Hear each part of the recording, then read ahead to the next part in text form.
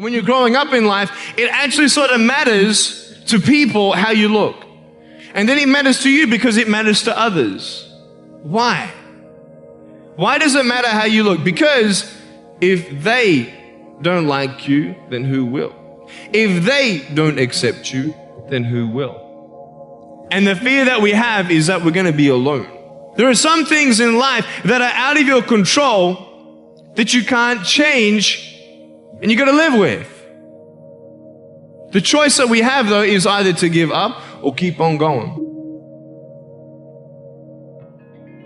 I want to ask you, what are you going to believe? Are you going to believe in yourself? Are you going to believe everybody else's judgment on you? Are you going to believe people when they say that you're a failure? Well, no one really likes you, no one really cares about you. It's the fact that people put you down. People don't even look you in the eye. I was actually born in Australia in 1982, and my mum was actually a nurse, so she knew all about pregnancy and delivery, and she was actually in charge of the birth suite of hospitals in Australia. But when she was pregnant with her firstborn, me, they were so excited every time they did an ultrasound. Oh my gosh, they didn't even check that I had arms and legs or not. And so when I actually was born, that's when the room went quiet. And they took me away quickly. And my mom's like, what's going on? And my dad, he walks out of the room, what's going on? He says, my son, he has no arm. He said, no, your son has no arms or legs, and we are so sorry. He will not walk, he will not go to school, and we're sorry that you did not have an opportunity to abort your child. And so my dad and mom, they consolidated, they obviously wept, and then my dad wanted to say to the doctors, I want to go see him, because they wouldn't let my mom see me at that time. He unwrapped me and he said, he's beautiful. And so I had a loving home from the day one. My parents, they loved me, they encouraged me, they believed in me, they told me every day that I'm beautiful the way that I am. And when I asked them what happened, why was I born this way, they said, well, we don't know why, but there's a greater purpose.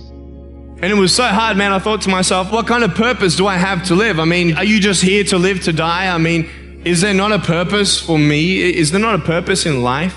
So many people came up to me and said, Nick, I don't have a purpose. I don't know what to do in my life.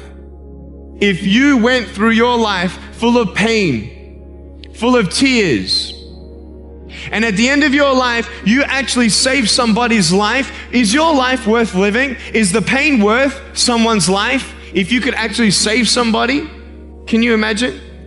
If you actually saw somebody nearly get run over a car, you dive and get them out of the way of the car, for instance, an example, would that be worth living? You save somebody's life. Let's say that you have a problem in your life and you want to give up now. Imagine if someone 10 years older who's gone through the exact same thing that you have actually got through it and came to you and said, you know what? I know how it feels. I've been there. I've been going through what you're going through now, but I'm still here. Would that not encourage you? Could that possibly save your life? Yes. Is that not a purpose worth living for? And that's why I believe in you, because that is the greatest purpose. It's to love. I love people because there is freedom and power in loving people. You have a choice every day you come to school to either tease somebody, gossip about somebody, or you can go up to them and encourage them. You can go up to somebody and say, hey, you're looking good today. When you ask them how you're doing and they say okay, and you know they're not okay, you can say, no, really, how are you doing? Someone only takes 2 or 3 seconds to tell you something negative, but then you need to understand, what am I going to do? Am I going to let that echo in my mind and start believing that echo? Or am I going to say, no, I'm not defined by how I look. I can't do this, but I can still do that. And so that's the battle in the mind that I feel like everyone goes through, whether you have arms and legs or not. Some of us are disabled with a crippling self-esteem. It's not about how weird or different or unique we are. It's about who we are on the inside. It's not about the skin. It's the uniqueness and different person I am and what I can offer. And when you judge someone by the cover, and you don't open the book, you miss out on a good friendship. And so I was dealing with bullying, and bullying has always been around. You know, when you have a disease that has one door into the room, only so much of the disease can come into the room. Now with social media, there are 8 times more doors to come in, culturally more acceptable. Media makes that even more acceptable. It's just how it's always been.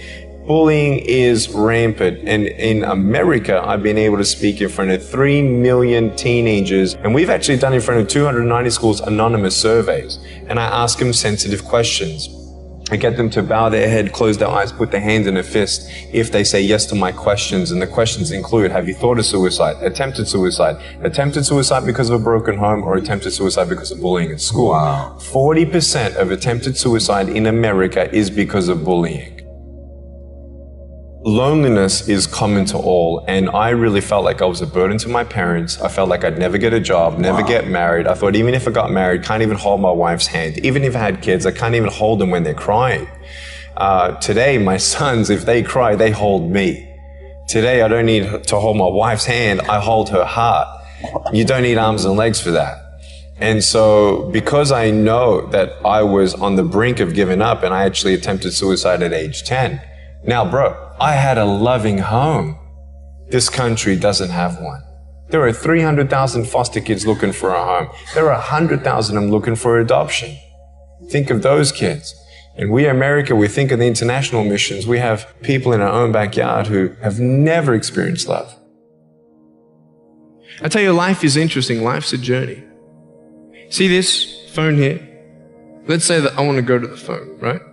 And I start from over here. Now, to get to the phone, it's not like I'm going to start meditating and going hum, right? And float across the air, right? It's not going to work. So I have to take one step at a time, one step at a time, one step at a time. You can only take one step at a time. I don't care how big your step is, it's only one step at a time. You can't do 2 steps in one. You take steps in this direction, you take steps in that direction. Sort of get lost along the way, and sometimes you fall down. You might fall down like this. So what do you do when you fall down? Get back up. Everybody knows to get back up, because if I start walking, I'm not going to get anywhere. But I tell you, there are some times in life where you fall down and you feel like you don't have the strength to get back up. Do you think you have hope?